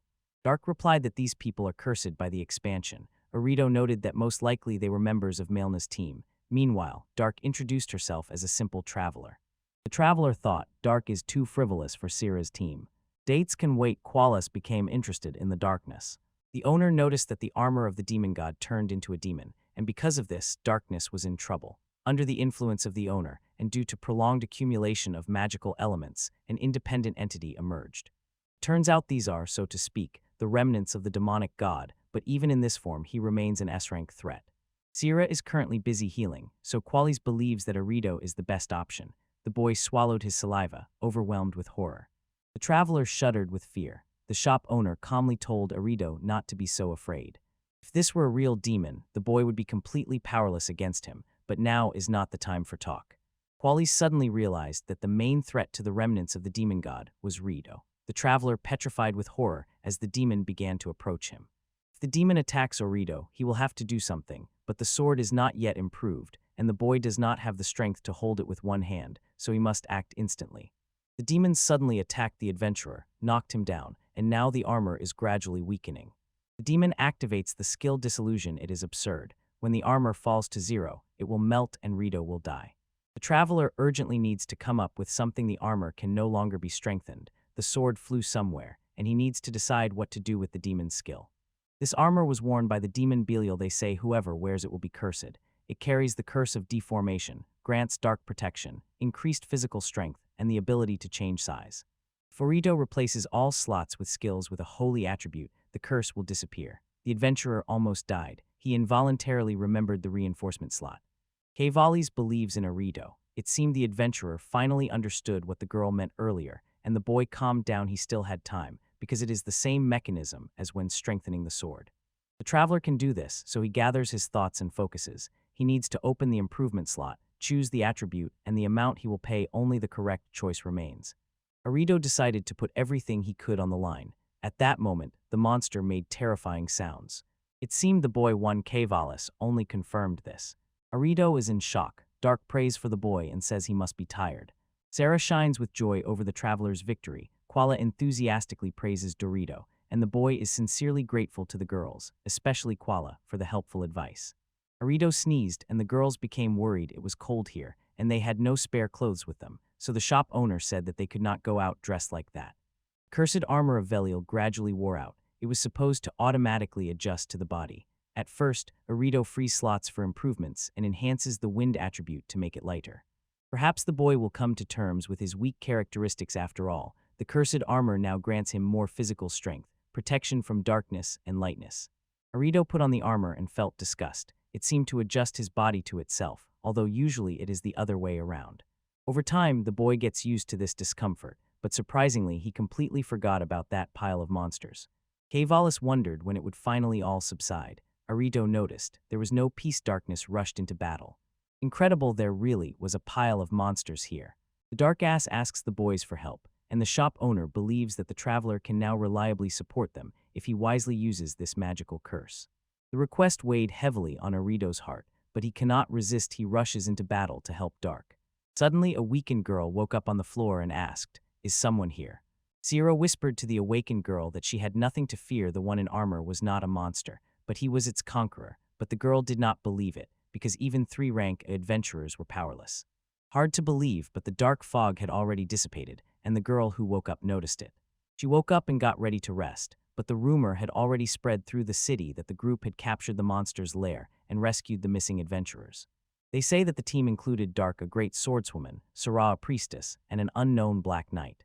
Leela prepared delicious food for the guys. Arrio is delighted with how she looks. He is sure that Sierra will also be happy. The sister thinks that exploring dungeons is interesting. The brother told her he would tell everything later. Brother and sister greeted the guests. Dark greeted them and apologized for disturbing them. Sarah also apologized, and Qualis admired the appetizing appearance of the treat with enthusiasm. The guys started eating and immediately began chatting among themselves. Dark sincerely appreciated Leela's cooking skills. Qualis refuses to talk about Rito's legs. Dark thinks that some things are better left unsaid, but the guy still wants to get a reward for the victory. The investigation dragged on for a long time, and Dark paid Arrio his share 7 million yen. It was a considerable cashback.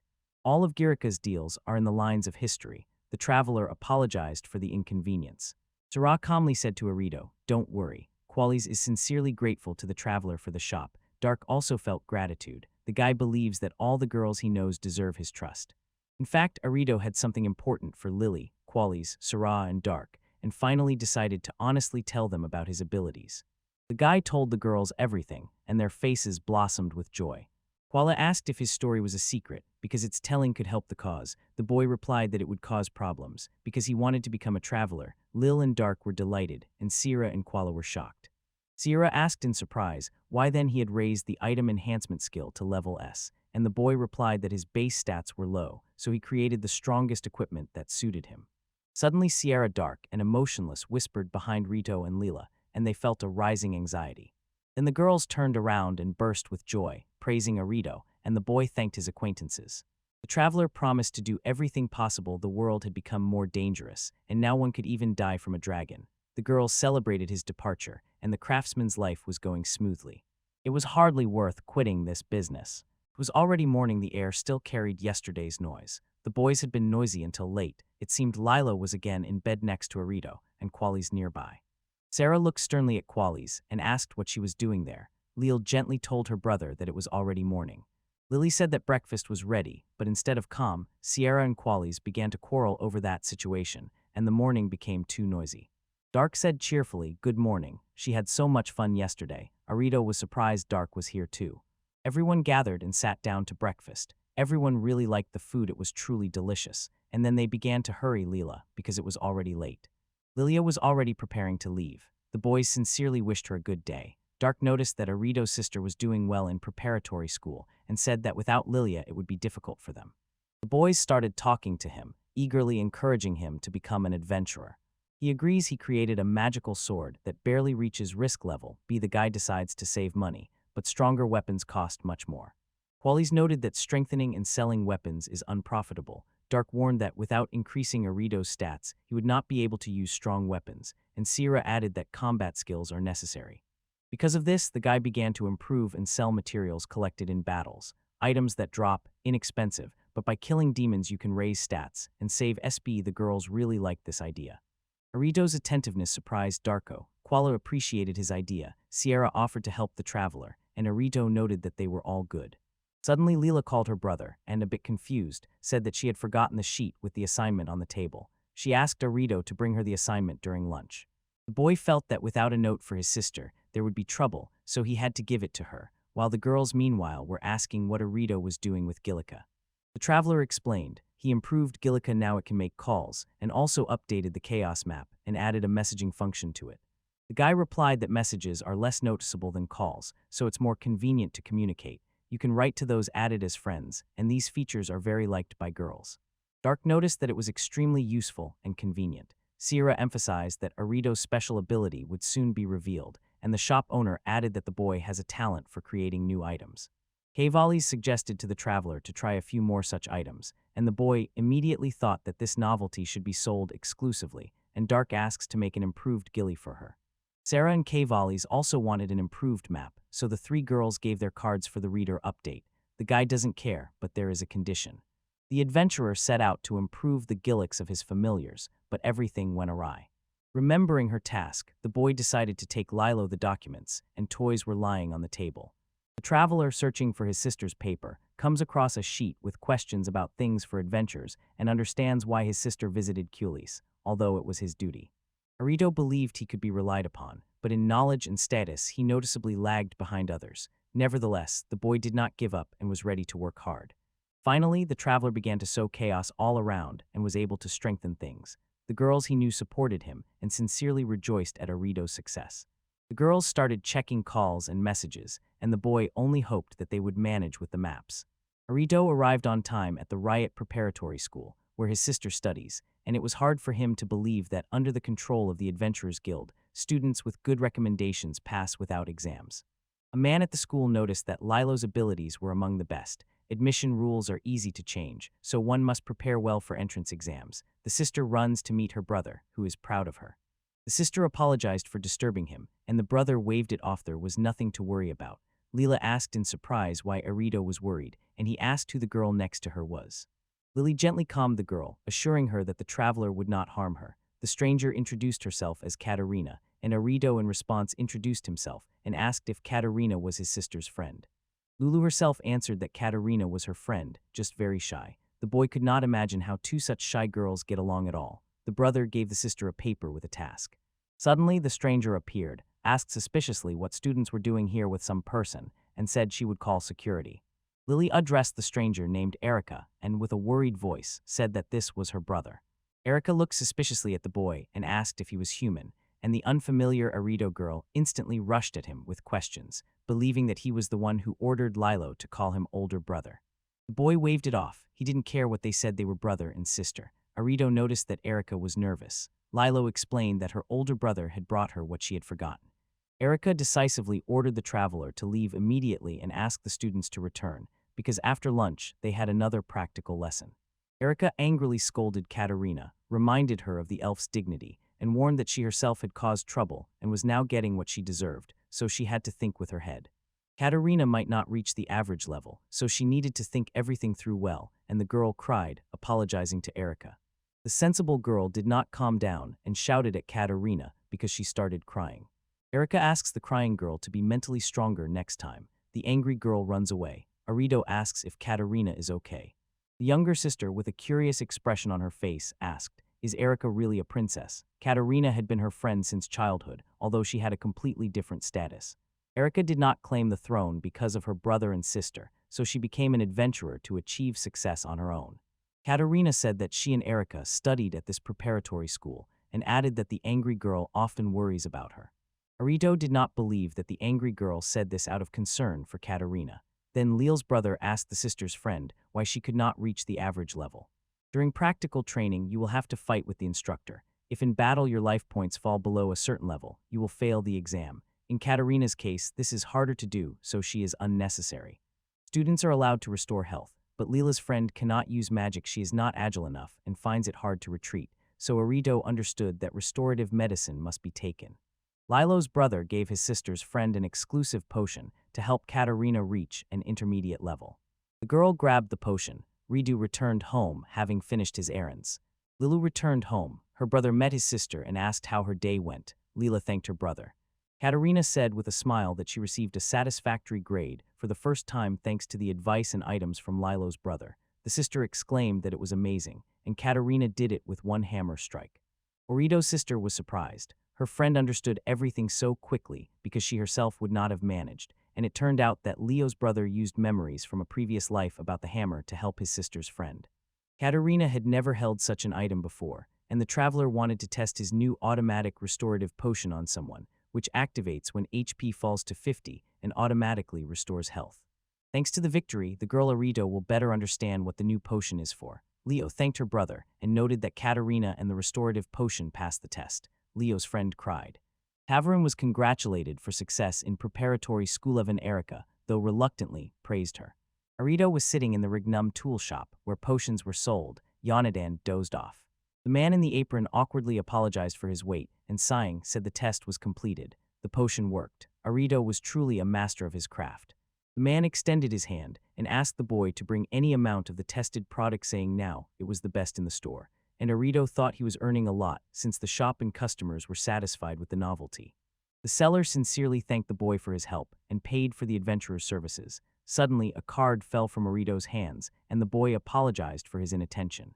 The man in the shop noticed that the traveler was too zealous. The worker anxiously wondered if the young man was not struggling too much, and Arita, sleepy and calm, replied that everything was fine, he was having fun and was paid directly. Then the worker asked the boy to slow down a bit. Sales were slow, and the traveler promised to try, not knowing how much he would manage to create. Arito realized that there would be too many goods. The man in the shop advised not to torment himself, and the worker beamed with joy because the traveler helped Katerina, who turned out to be his daughter. The boy anxiously asked how his daughter was feeling. The man said that all this was thanks to L.A. with the great sword. They trained for a long time. The worker sincerely thanked Arito for introducing him to his younger sister. The traveler said that Katerina always had potential, and the man sharply stated that she was his daughter, and if Hirtu did anything to Katerina, it would not go unpunished because the girl's father would deal with the offender. The boy felt drowsy and as if his head was spinning. He checked himself, and it turned out he was simply overworked. This is not like a debuff. It cannot be cured by pills or spells. Arita wants to do something about it. Overwork can bring on another illness, but the adventurer does not want to die from it. He has already knocked down a dragon 3 times and almost died, and under normal circumstances, that would have been simply impossible. Today the boy had so many tasks that he barely kept up. Arita entered the store and sincerely thanked Sierra, the son who met him while working in the sales department. There were no customers. Sarah noticed that the traveler was pale. Arito said he had overworked himself without even noticing it. The boy's body felt heavy. He was afraid of dying again. Arito does not want to die. Suddenly, he sees a dragon with a sack, who cheerfully wishes him good morning. The boy froze in surprise. The dragon asked the traveler if he was tired, adding that even if the matter was important, it was not worth overloading himself. Another dragon was frightened when Arito suddenly fell. The boy was confused. He couldn't understand whether it was a dream or a fever. The dragons anxiously asked Arito if his stomach hurt, if he felt dizzy, and if he had anything to drink for fatigue. The boy felt deja vu because there were 3 of them. Looks like the traveler is completely overworked. If his hallucinations are incurable, maybe it would really be easier for him to die. The dragons calmed the boy and promised to take care of him. Suddenly, Arito noticed one dragon trying to feed him, saying he needed to eat well, and the boy replied that he was fine. The food looked so appetizing that Arito immediately fell in love with its taste. Koala said it was not due to overload, but simply fatigue, and the boy quietly replied that she might be right. It was as if everything around had turned upside down. Strange that everything turned out to be so simple. If Arito was overworked, he would need a few days to recover. Sierra and Leela came in and sincerely apologized to Arito on Qualies for the interference. The boys had a fierce quarrel over Arito, and Qualies they were accidentally seen together.